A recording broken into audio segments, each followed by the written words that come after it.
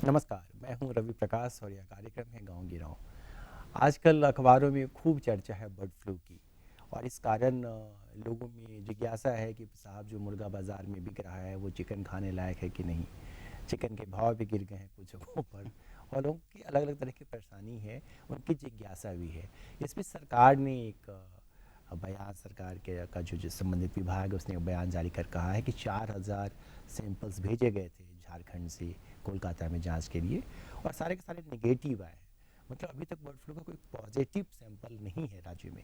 इसके बावजूद bird flu को लेकर क्योंकि चिंता है लोगों के बीच, तो आज के इस कार्यक्रम में हम ज़्यादातर वक्त अपना बर्ड फ्लू पर बात करके उसको बिताएंगे, और थोड़ी बहुत बातचीत इस मौसम में जो बीमारियां होती हैं पशुओं को उन पर भी। और इस पर बात करने के लिए खास मेहमान को हमने अपने स्टूडियो में बुलाया। स्वागत करते हैं डॉक्टर विनोद कुमार जी का, जो रांची वेटनरी कॉलेज के सीनियर डॉक्टर हैं और इस शहर के जाने माने पशु चिकित्सक हैं। लोग इनको कई इलाकों में बुलाते हैं कि साहब हमारे पशुओं को देखिए। सर, आपका स्वागत है हमारे इस कार्यक्रम में। ये सर जो बर्ड फ्लू का सीन है, तो क्या है झारखंड में अभी स्थिति? झारखंड में भी उस तरह के नहीं है तो कहीं कहीं कुछ जैसे कौवा वगैरह को देखे। मेरे घर के पास भी आकर के गिरा था, लड़खड़ा करके। तो मुझे डाउट हुआ, लेकिन उस तरह का बात नहीं था। वो कुछ कुछ ऐसा भी बीमारी है जो उन लोग को होता है, तो कोरिलेट करता है, मिलता जुलता रहता है, तो लोग में भ्रम है, डर जाते हैं लोग कि इस तरह की बात है। लेकिन बहुत सारा टेस्ट वगैरह हुआ है अपने यहाँ भी, झारखंड प्रदेश में, तो उस तरह का कोई रिपोर्ट नहीं है।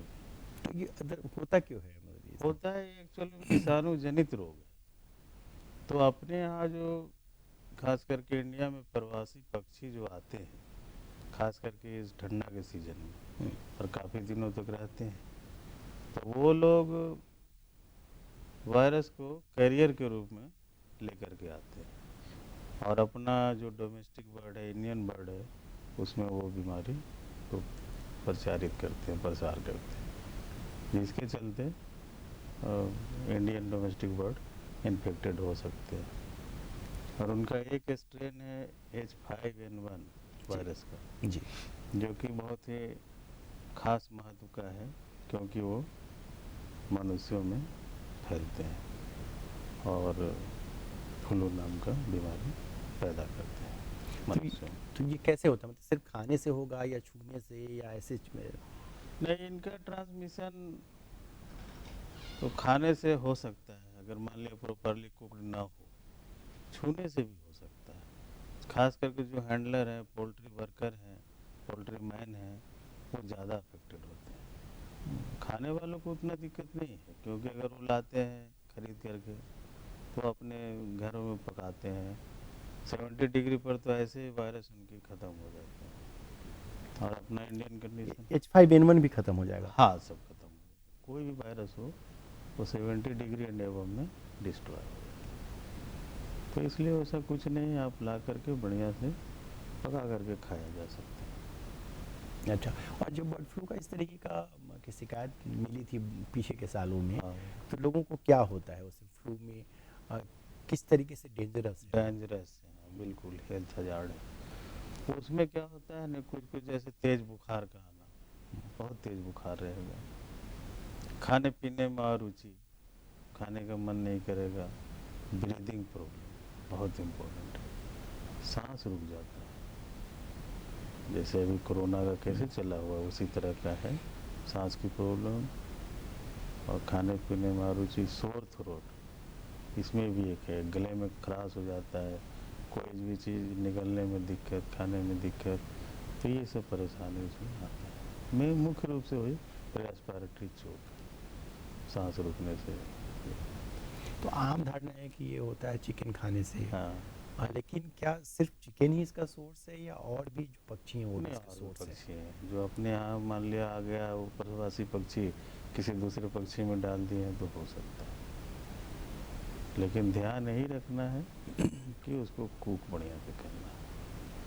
वैसे भी अभी अपने झारखंड में नहीं है, तो सेफली कंज्यूम किया जा सकता तो चिकन के जो लोग प्रेमी हैं उनके लिए अच्छी बात है, क्योंकि है। सैंपल्स निगेटिव है। हाँ, डॉक्टर साहब नहीं। बता रहे हैं कि कोई केस आया नहीं है, तो आप चिकन को खा सकते हैं, बशर्ते कि 70 डिग्री से ज़्यादा पे हाँ, उसको एकदम खाना उसको बनाया जाए तो। प्रॉपरली कुकड हो, बढ़िया से पकाया हुआ हो, और अपने यहाँ तो ऐसे भी ज़्यादा सॉल्ट तो मसाला स्पाइसी सब तो रहता ही रहता है। तो वो भी मारता है हाँ, वायरस को। उसका भी है, साल्ट में तो हो गया, ये सब है। अच्छा, अच्छा। ये जैसे आप कौवा वाली बात बता रहे थे, कई हाँ। जगहों से लोगों ने कहा कि हाँ। कौवा मरा हुआ है, जी। कहीं पे किसी को कुछ और पक्षियों का फोटो डाला हाँ, था। डाल दिया। तो ये जो पक्षियों का मरना हुआ है हाल के दिनों में, इसका क्या कारण हो सकता उसका भी हो सकता है फ्लू का, लेकिन उसका जो स्ट्रेन है वो डिफरेंट हो, H5N1 ना हो, तो उससे केवल पक्षियों को परेशानी है, ह्यूमन को नहीं है। कुछ और भी बीमारियां हैं बर्ड्स में, जैसे अब देखिए मुर्गियों में रानीखेत का, है? रानीखेत बहुत डेंजरस है। वो भी क्या होता है ना, लड़खड़ा के पंछी और तुरंत इमीडिएट डेथ हो जाता है।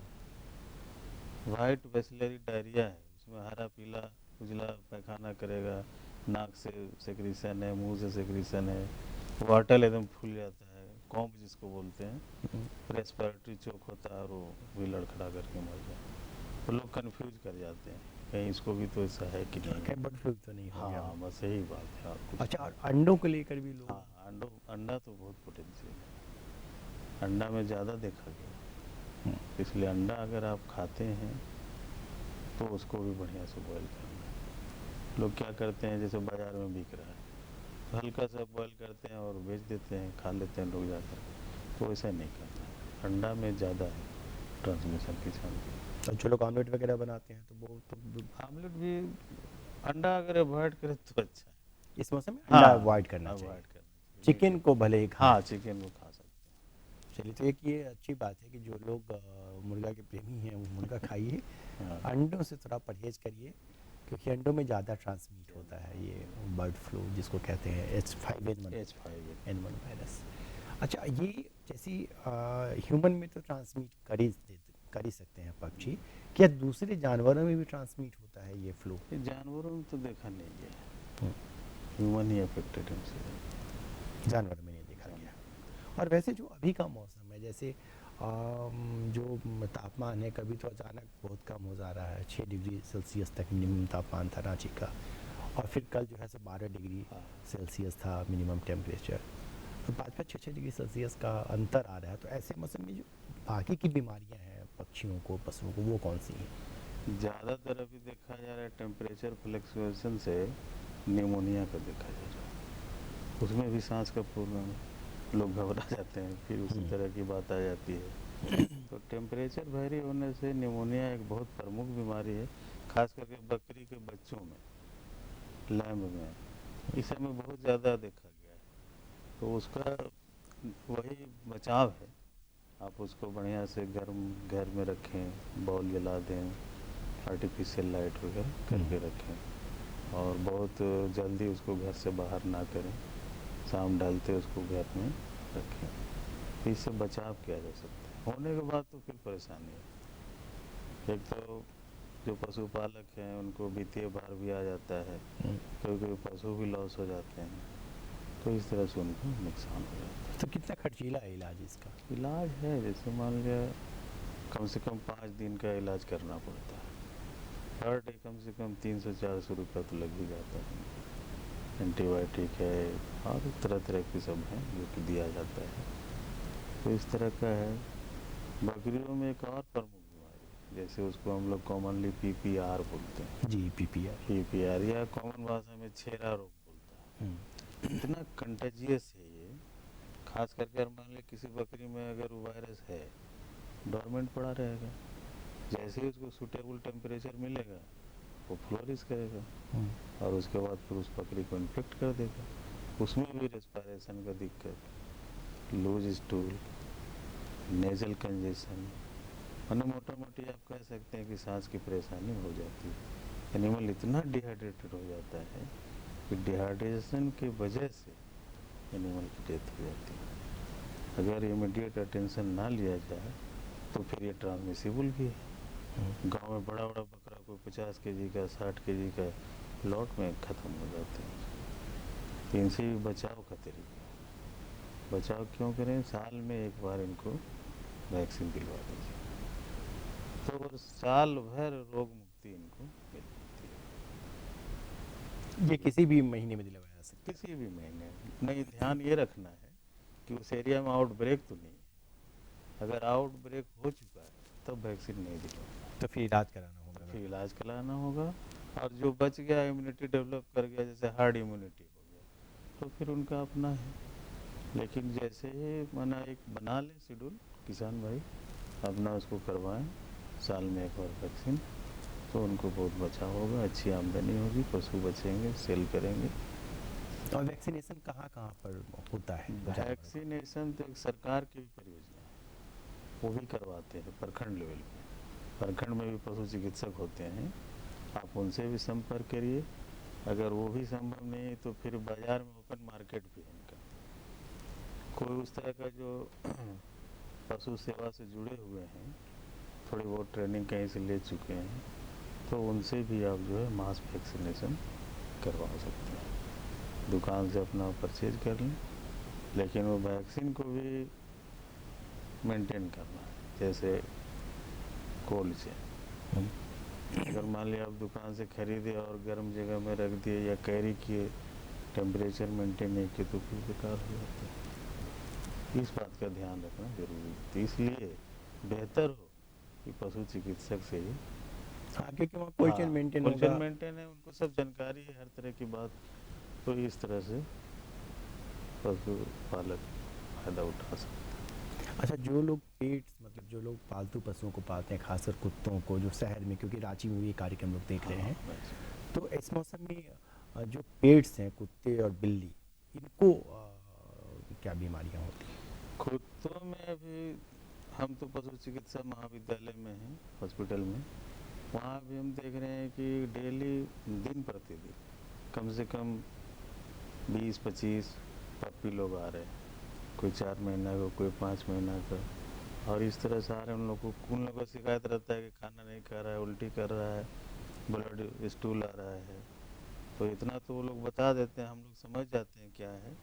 डायग्नोसिस होती है, सब कुछ होती है, तो पता चलता है कि उनको एक पार्वो वायरस का इन्फेक्शन कहलाता है, जो कि बच्चों में बहुत हुआ करता है। और साइंटिफिकली प्रूव भी है, 90% इसमें डेथ हो जाती है। बाकी अगर अटेंशन ना लिया जाए तो आप उम्मीद ही नहीं कर सकते। इतना डिहाइड्रेशन हो जाता है, खाना पीना तो छोड़ ही देता है। कम से कम 5 डेज मॉर्निंग और इवनिंग ट्रीटमेंट चले तो बचाव हो सकता है। और जो डीवर्मिंग है हाँ, कुत्तों का, ये कितने दिनों पे कराना चाहिए और कितना डिवो ज़रूरी है ये? बहुत ज़रूरी है डिवॉर्मिंग। कुत्तों में खास करके, बिल्लियों में भी वर्म का इन्फेक्शन बहुत होता है, क्योंकि चलते फिरते वो ज़मीन में जहाँ तहाँ लीकिंग करते रहते हैं, हम्म, तो उससे उनको इन्फेक्शन हो जाया करता है। तो जैसे ही पप आ जाए, 15 दिन के एज में फर्स्ट डिवॉर्मिंग उसको कर दिया जाए। और हर एक 15 दिन पे कम से कम 4-5 बार कर देना। कितनी उम्र तक? ये उम्र तो पूरे उम्र करना है, लेकिन ये जो फ्रीक्वेंसी बता रहे हैं जी। 15-15 दिन का, ये बच्चों के लिए है। उसके बाद जैसे ही इनकी उम्र करीबन 45 डेज हो जाए, तो फिर 7 डिजीज के अगेंस्ट में वैक्सीनेशन करना है। हम्म, फिर उनकी बूस्टर डोज है, 1 महीने के बाद फिर उसको एक बार उसी का डोज लगता है, फिर एनुअल है। दूसरा है रेबीज का, जो कि जेनेटिक नेचर में बहुत खतरनाक है, जो पशुपालक हैं उनके लिए भी और दूसरे के लिए भी। जी। तो उससे बचाव के लिए जब 3 महीने का हो जाए पप्पी, तब उनको वैक्सीन आप करवा दीजिए, एंटी रेबीज। फिर उनकी बूस्टर डोज 1 महीने के बाद करवा दीजिए, फिर एनुअली अपनी करते जाना। उसके लिए भी क्वालिफाइड डॉक्टर हो, उनसे करवाया जाए। वो बजाते एक हेल्थ कार्ड इशू करेंगे, रजिस्टर्ड होते हैं, उनकी वैल्यू होती है। हम्म, अगर आप कहीं जाएंगे, किसी कोई घटना हो गई, उस कार्ड को दिखाने से वो प्रूफ रहते हैं। हाँ, क्योंकि हाँ हमने वैक्सीनेशन कराया जी। हुआ है। या कहीं मान लिया आप रांची से, मान लिया आप कहीं बाहर जा रहे हैं, प्लेन से जा रहे हैं, ट्रेन से जा रहे हैं, तो ऐसे अलाउड नहीं है जब तक कि आपके पास उनकी हेल्थ सर्टिफिकेट और हेल्थ कार्ड ना हो, तो उस व्यू से भी ज़रूरी है। तो इस तरह से और फिर एडल्ट पपीज़ में डिवॉर्मिंग कितने दिनों में कराना चाहिए? एडल्ट में हर एक 3 महीना का एक शेड्यूल बना लीजिए, 3 से 4 महीने के बीच में, और दिया करिए। वो तो अगर फिर वही बात आ जाती है, वेटनरियन से सलाह लें तो ज़्यादा अच्छा है, या नहीं तो अगर बहुत आप ज़्यादा आपका इसमें लगाव है तो आप जा कर के पशु के जो दुकान है मेडिसिन की, वहाँ से भी 1 kg पर 10 kg पे 1 टैबलेट आप दे सकते हैं। तो इस तरह से उनकी जो है डिवॉर्मिंग हो जाती है। ठीक है। और फिर से हम आपको बर्ड फ्लू पे लाना चाहते हैं, इसलिए कि क्योंकि तरह तरह की भ्रांति है कि भाई ये हो जाता है, वैसे हो जाता है। तो आप एक डॉक्टर के तौर पे क्या सलाह देंगे लोगों को कि खाने वाने में या जो पक्षी हैं उनके साथ अपने बिहेवियर में क्या बदलाव लाना चाहिए, कैसे सुरक्षित रहा जा सकता है? देखिए, अगर मान लिया उस तरह का आपको लग रहा है कि बहुत खौफजदा है, डर आपको हो गया है, तो अगर उस तरह का लग रहा है तो कुछ दिन के लिए आप जो है पोल्ट्री फार्म को रोक दीजिए, अच्छा, है हाँ। ना। देख लीजिए 1-2 महीना निकल गया, उसके बाद फिर से आप करिए, ये है। दूसरी बात कि अगर कोई हैंडलर है तो अपना बचाव के लिए जैसे मास्क वगैरह आजकल बहुत ज़रूरी है, मास्क लगाइए, अपने आप को सैनिटाइज रखिए। कोई जो नए आगंतुक है उनको फार्म में घुसने से मना कीजिए, या घुसने से पहले उनका सैनिटाइजेशन करिए। ये सब अगर प्रिकॉशन रखेंगे तो फार्म में फिर ये बीमारी नहीं आ सकती। तो ये सब और जो लोग फार्म में जो लोग मुर्गी पालते हैं या हाँ, मुर्गा पालते हैं, उनमें भी कोई वैक्सीनेशन का चार्ट है क्या? हाँ, इनको कैसे ट्रीट उनकी करते वैक्सीनेशन की चार्ट है। जैसे मान लिया अगर आजकल तो बहुत चूजा बेच रहे हैं, कहीं कि अपना हैचिंग भी हो रहा है, हैं? तो चूजा जो आ रहे हैं तो कुछ वैक्सीन जो किया हुआ आता है, और कुछ जैसे रानीखेत वाला, तो उसका वैक्सीन आप जो है 1 सप्ताह में कर सकते हैं। वो उसके लिए ब्रॉयलर के लिए, हम्म, ब्रॉयलर के लिए क्या है, 1.5 महीना में फिर वो सेल होने लायक हो जाता है। 1.5 kg का हो जाए तो उसको सेल कर देते हैं। तो एक वैक्सीन ही ज़रूरी हो जाता है, R1 बोल के आता है। अगर मान लिया लेयर है तो फिर उसको R2B भी देते हैं, दूसरा वैक्सीन भी, तो वो लेयर के लिए हो जाता है जो अंडे देने के लिए रखे हैं। फिर उसको साल में देते रहिए, वैक्सीनेशन का जो शेड्यूल चलता रहेगा, तो बीमारी उसमें नहीं बीमारी फैलेगी। नहीं आएगी। और ये जो कड़कनाथ है और जो सामान्य मुर्गी है, हमारे यहाँ की जो देसी मुर्गी हाँ, झारखंड की, इसमें क्या फ़र्क है? ये कड़कनाथ मुर्गी साउथ का है ना। उसमें क्या होता है ना कि जैसे अगर न्यूट्रिशन वैल्यू से देखा जाए तो उसमें कहता है कि फैट की मात्रा बहुत कम है, कोलेस्ट्रॉल एकदम नहीं है।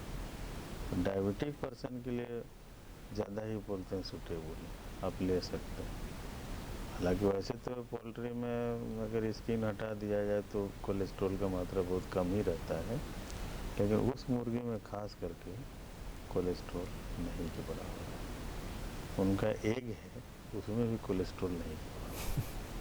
अभी बहुत ज़्यादा प्रचलित हो गया है, लोग अपने यहाँ भी पर पाल रहे हैं, घर में भी रख रहे हैं। कुछ लोग तो मेरे पास भी पहुँच गए थे, टीवी चैनल वाले, कि सुने हैं धोनी साहब भी फार्म डेवलप कर रहे हैं। सर कुछ बताइए क्या उसमें खासियत है, क्यों पालना चाह रहे हैं? तो यही खासियत है, खास करके जैसे वोमेन है, उनको तो हेमोग्लोबिन का थोड़ा सा प्रॉब्लम भी रहता है। तो उसमें हीमोग्लोबिन हाँ, ज़्यादा अगर है। उलें तो उससे मिल सकता है।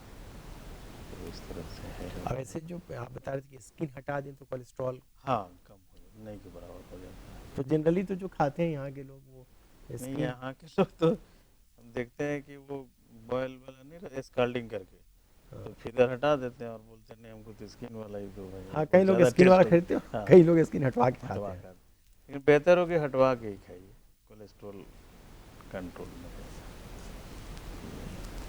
तो अभी के वक्त में जो लोग बाहर जाते हैं, ट्रैवल करते हैं, जैसे हाँ, मान लीजिए कि दूसरे शहरों में गए झारखंड के अलावा, हाँ हाँ। और क्योंकि बर्ड फ्लू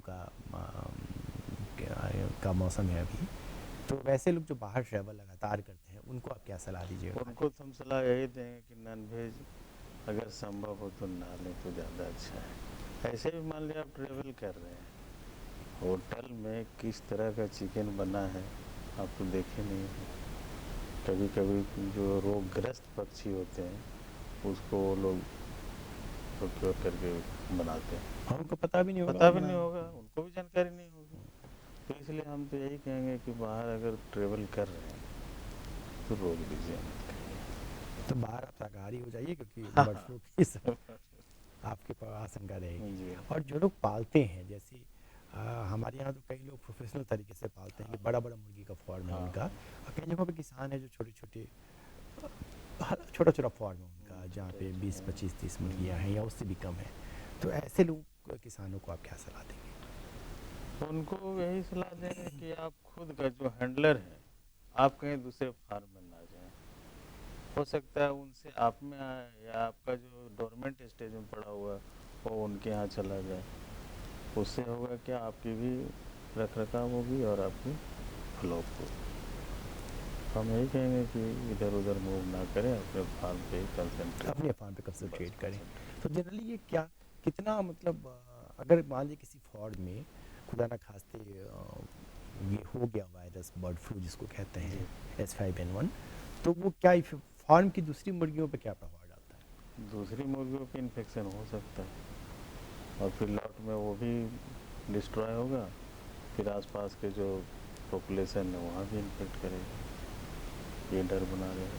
तो इसका भी कोई टीका है क्या कि अगर पहले टीका दिलवा दे तो इस तरह का फ्लू नहीं हो? बाहर में तो सुन रहे हैं उस तरह का है, लेकिन अभी उतना कारगर नहीं है ये। हम्म, वायरस का तो विदेशों में है, लेकिन अपने यहाँ उस तरह का अभी नहीं है, भारत में भी? कारगर नहीं है। मेन ये प्रवासी पक्षी लाते हैं ना इसको कैरी करके, हम्म, वो उनको इन्फेक्ट नहीं करता है, वो कैरियर बने रहते हैं। उनके पे वो हर्ड इम्यूनिटी यहाँ होगी। वो यहाँ इन्फेक्ट करके चल देते हैं और फिर अपने समय पर लौट जाते हैं वो। ये है। तो कुल मिलाकर ये है कि अभी जो जो लोग फॉर्म चलाते हैं उनको अपनी फॉर्म में रहना चाहिए, हाँ, दूसरे को पे ना जाए। दूसरे पर और पहचानेंगे कैसे अगर मान लीजिए, क्योंकि देखिए सैंपल तो जाहिर है कि 4,000 सैंपल अगर गया है तो 4,000 ये पूरा नंबर नहीं है, इतनी ही मुर्गियाँ नहीं हैं नहीं झारखंड है। में। हाँ। तो कई सारी मुर्गियाँ हैं और कई बार आदमी अवॉइड भी करता है, ठीक हो रहा है देखते हैं। कैसे पहचानेंगे, क्या लक्षण है जिससे कि लगे कि नहीं हमको ये सैंपल भिजवाना चाहिए डॉक्टर साहब के पास? जैसे अब कोई अगर इन्फेक्टेड मुर्गी हो जाती है तो देखिएगा कि वो बीमार जो है वो अलग जा कर के बैठ जाती है, चलने फिरने में असमर्थ हो जाएगी, नेजल डिस्चार्ज होगा, मुंह से भी लार निकलेगा, पैखाना भी बदबूदार दूसरे तरह का आएगा। तो थोड़ा सा डाउटफुल हो जाना चाहिए। तब उस पक्षी को आप सबसे पहले तो, अगर अपने झारखंड के हैं तो हमारा पशु चिकित्सा महाविद्यालय में पैथोलॉजी डिपार्टमेंट, वहाँ ले जा कर के आप पोस्टमार्टम भी करवा सकते हैं, फ्री ऑफ कॉस्ट है वहाँ। तो वहाँ कुछ जानकारी मिल जाएगी, हो सकता है कि फ्लू ना हो, दूसरा बीमारी हो, तो उसके फिर बचाव हो सकता है फार्म का। और सैंपल जब भेजते हैं तो सैंपल में क्या भेजा जाता है और कितना वक्त लगता है उसकी जांच करने में? सैंपल में उसका भीसरा को भेजा जाता है। विसरा हाँ, भेजते हैं। भेजा जाता है। और कितना समय लगता है एक सैंपल की जांच में? सैंपल की जांच में कम से कम, अब यहाँ से भेजा जाता है तो महीना तो लग ही जाता है, वहाँ से वापस आते आते रिपोर्ट, तो टाइम टेकिंग है। तो झारखंड में इस तरीके की व्यवस्था नहीं होने की वजह क्या है? झारखंड के, अब देखिए अपन अपने यहाँ तो कांके में है पशु स्वास्थ्य केंद्र है, वहाँ पे वैक्सीन वगैरह सब रोग निदान का केंद्र है। अब वहाँ का क्या स्थिति है तो हम नहीं जानते हैं, हम्म। लेकिन अगर चाहे तो हो सकता है, बहुत अच्छा वो है, वहाँ इंस्टीट्यूट है। तो हम लोग का जैसा जो इलाका है झारखंड का या बिहार का या बगल में बंगाल और उड़ीसा है, हाँ तो राज्यों से हम लोग मतलब जो राज्य हमारे आसपास में हैं, जी। इस जैसे इन राज्यों में बर्ड फ्लू के लिए कितना प्रोन है ये, कितना सतर्क आफ्टर आदमी को रहना पड़ेगा? है प्रोन एरिया है, खास करके बंगाल तो ज़्यादा ही है। क्योंकि जलाशय है आसपास में ज़्यादा है, बाहर के पशु पक्षी लोग आते रहते हैं वहाँ पे, इसलिए प्रोन एरिया में आता है, सतर्क रहना है। तो जो बाहर से मुर्गियाँ आ रही हैं उससे भी उसको भी अवॉइड करना चाहिए। अवॉइड करना चाहिए। ठीक है, चलिए अब हम लोग तो काफ़ी बातचीत हम लोगों ने की। जी। अब कार्यक्रम में 1 ही मिनट है। हम्म। अब आप कुछ सलाह अगर देना चाहते हो जो सवाल हमने नहीं पूछा और आपको हाँ। लगता हो ज़रूरी हो तो आप बताइए। हम ये कहना चाहेंगे कि बर्ड फ्लू से ना डरें, जब तक कि अपना सरकारी तौर पे ये ना हो जाए कि हाँ इस तरह का यहाँ पे है, तब तक ना डरें। आप सेफली कंज्यूम कर सकते हैं, बशर्ते कि आप बढ़िया से उसको पका करके खाएं। कुकर में पकाएं तो और अच्छा है, कोई चलिए, भी वायरस है तो ख़त्म हो जाएगा। चलिए डॉक्टर साहब का बहुत बहुत धन्यवाद। जी। मुझे पूरी उम्मीद है कि जो लोग इस कार्यक्रम को देख रहे होंगे और आपके मन में अगर कोई भ्रांति होगी जी। बर्ड फ्लू को लेके, तो हमारी बातचीत से उन शंकाओं का समाधान हुआ होगा। अभी सेफ है, अभी एक भी सैंपल पॉजिटिव नहीं है। तो चिकन खाइए, स्वस्थ रहिए और मुझे इस कार्यक्रम को रोकने की इजाज़त दीजिए। नमस्कार।